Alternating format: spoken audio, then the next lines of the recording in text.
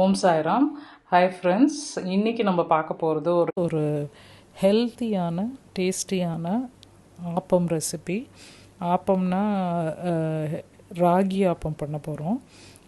இது வந்து ராகி மாவு நான் வாஷ் பண்ணி சோக் பண்ணி அதுக்கப்புறம் ஸ்ப்ரவுட் பண்ணி மிஷினில் அரைச்சது. பட் கடை மாவு கூட கடையில் கூட இந்த மாதிரி பவுடர்ட் கிடைக்கிது, அதுவும் யூஸ் பண்ணிக்கலாம். இது ஒரு 1/2 கப் குக்டு ரைஸ், அதுக்கப்புறம் நம்மளுக்கு தேவையானது 1/2 கப் கோகோனட்டு, அப்புறம் ஒரு 1/4 டீஸ்பூன் ஈஸ்ட் எடுத்திருக்கேன், ட்ரை ஈஸ்ட்டு. அது ஆக்டிவேட் பண்ணுறதுக்கு ஒரு 1/2 ஸ்பூன் சுகரும் வச்சுருக்கேன். இதில் அஃப்கோர்ஸ் சால்ட்டும் தேவை நம்மளுக்கு. ஸோ இப்போ ஃபஸ்ட்டு ஸ்டெப்பாக என்ன பண்ணலான்னா, இந்த ஈஸ்ட்டும் சுகரும் மைல்டாக லூக் வார்ம் வாட்டரில் சோக் பண்ணி வச்சுக்கலாம். அது ஒரு 10 மினிட்ஸ் சோக் ஆகட்டும். அப்போ தான் அது ஆக்டிவேட் ஆகும் அந்த ஈஸ்ட்டு. இது ட்ரை ஈஸ்ட்டு, பட் நீங்கள் இன்ஸ்டன்ட் ஈஸ்ட்டும் இப்போ கிடைக்கிது. அது பவுடர்டு ஃபார்ம் மாதிரி இருக்கும். அதனால் நீங்கள் டைரெக்டாகவே ஆட் பண்ணிக்கலாம். ஸோ நான் இதுக்கு 2 கப் மெஷர் எடுத்துக்கிறேன். ஸோ 2 கப்பு ராகி ரைஸ்க்கு பதிலாக.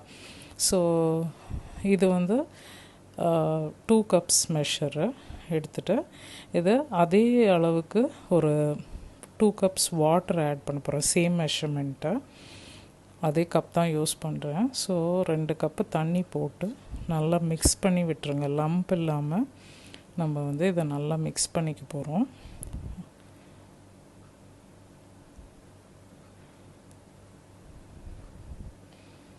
ஸோ இதை ஃபஸ்ட்டு நல்லா மிக்ஸ் பண்ண பிறகும் இது நம்ம ஒரு 5 to 6 hours வேணும் இதை ஃபர்மெண்ட் ஆகிறதுக்கு.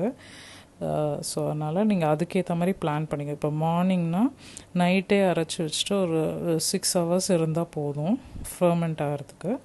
ஸோ அந்த மாதிரி இல்லைனா நைட் யூஸ் பண்ண போகிறதுனா ஒரு லன்ச் டைம் போல் ப்ரிப்பேர் பண்ணிங்கன்னா கரெக்டாக இருக்கும். 7-8 மணி நைட்டு டின்னருக்கு யூஸ் பண்ணிக்கிறதுக்கு.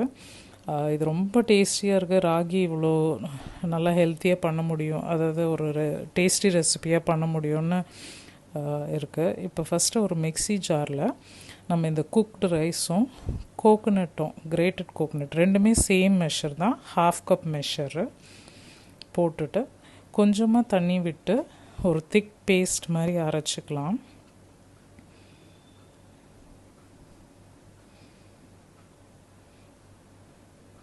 இந்த ரைஸும் அந்த ஃபர்மெண்டிங்க்கு, அதாவது குக்டு ரைஸும் ஃபர்மெண்ட் பண்ணுறதுக்கு நல்லா ஹெல்ப்ஃபுல்லாக இருக்கும். அதனால தான் இதை ஆட் பண்ணிக்கிறோம். தேங்காய் நல்லா டேஸ்ட் கொடுக்கும். ஸோ இது ரெண்டும் அரைச்சிட்டு அது கூடவே நம்ம மாவுக்கான உப்பு ஆட் பண்ணிவிட்டு இந்த ஈஸ்ட் இருக்குது இல்லையா, ஈஸ்ட் மிக்ஸ் பண்ணது, அது அந்த தண்ணியும் ஆட் பண்ணிக்கலாம். நம்ம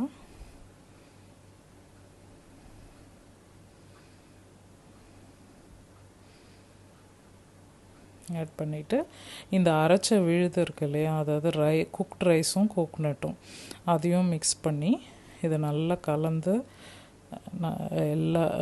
எல்லாமே நல்லா மிக்ஸ் ஆகிற அளவுக்கு கலந்து விட்டுருங்க.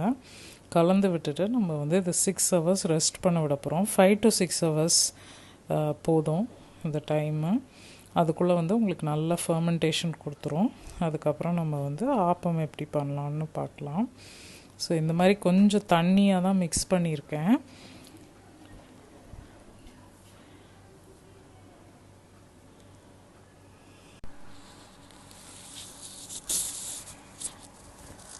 நம்ம மாவு இப்போ நல்லா இதாக இருக்குது.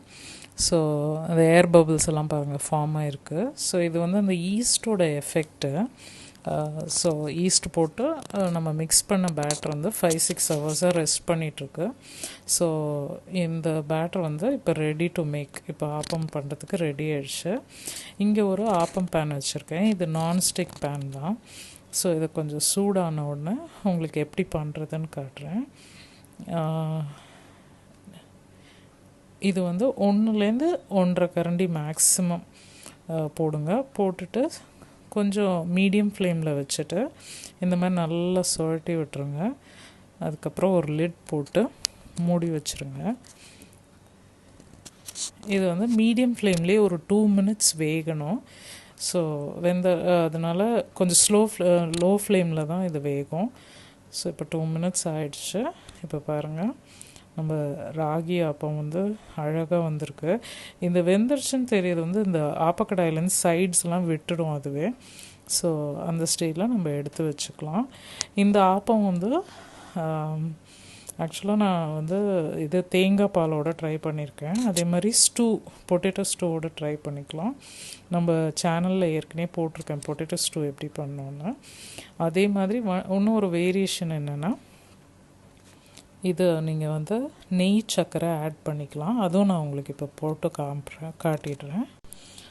இப்போ பாருங்கள், இந்த இனிப்பு ஆப்பம் பண்ணுறதுக்கு நெய் சர்க்கரை போட்டு இதே மாதிரி 1.25 கரண்டி மாவு ஊற்றி நல்லா ரொட்டேட் பண்ணி இந்த மாதிரி தின்னாக வச்சுருங்க.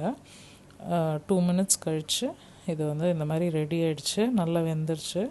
இந்த டைமில் நீங்கள் சுகர் ஆட் பண்ணிவிட்டு, அது சூடோடு இருக்கும்போதே அந்த சுகர் ஆட் பண்ணிவிடுங்க. அதுக்கப்புறம் லைட்டாக நெய் ஸ்ப்ரெட் பண்ணிவிடுங்க. அது அப்படியே உருகி மெல்ட் ஆகி அந்த ஆப்பம் மேலே ஒரு கோட்டிங் மாதிரி ஃபார்ம் ஆகிடும். இதே மாதிரி நீங்கள் தேங்காய் பாலும் வச்சு சாப்பிடலாம். ஸோ இது ஒரு வேரியேஷன்.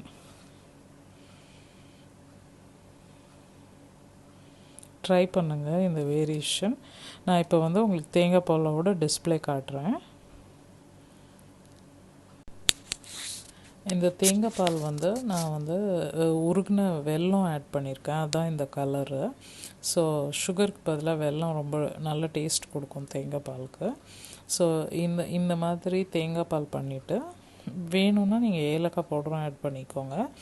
இது ஒரு நல்ல காம்பினேஷனாக இருக்குது. ஸோ நம்ம ராகி ஆப்பம் வித் தேங்காய் பால் ரெடி.